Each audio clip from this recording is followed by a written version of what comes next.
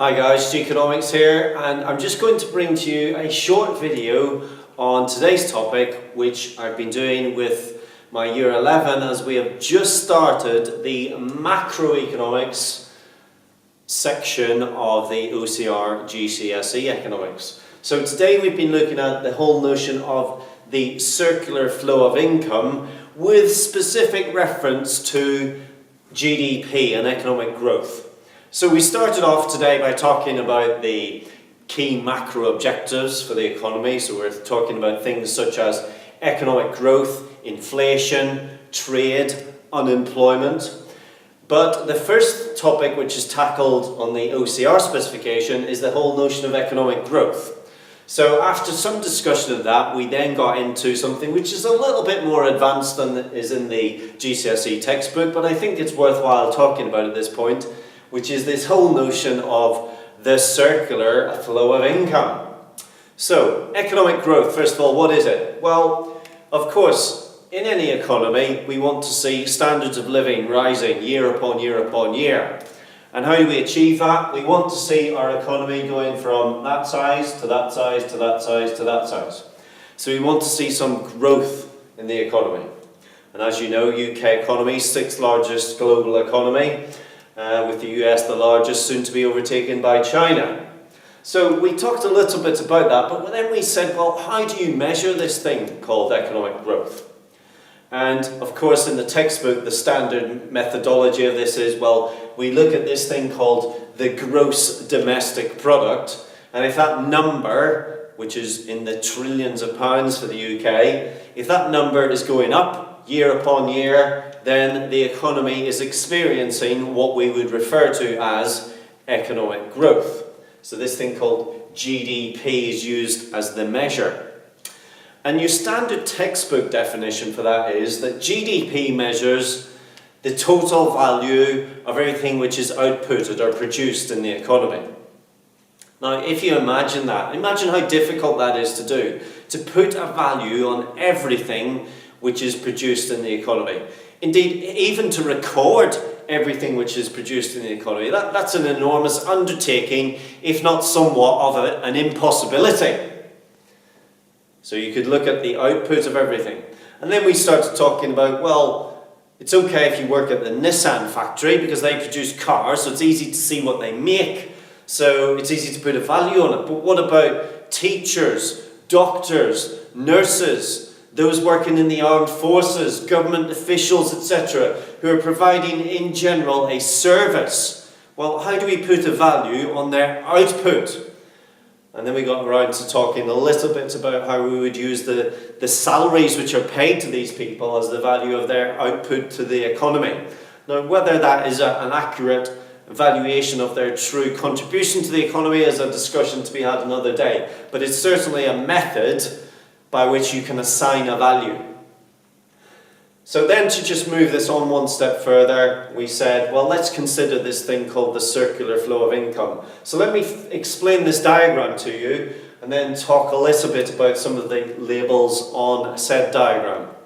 So I introduced the whole notion here of economic agents once again. So households are economic agents and firms are economic agents. And this is a very simple model of the economy where we have only households and firms. Those are the only two economic agents we're considering here.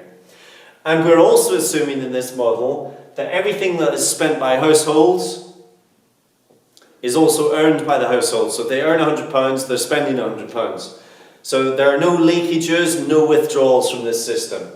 So it helps to keep the system simple. And I'm also assuming there's no foreign sector and there's no government, so there's no leakages or withdrawals in terms of taxes or investment or exports or imports. It's a very simplistic model. But it hammers home a point about GDP and measuring value of output of an economy.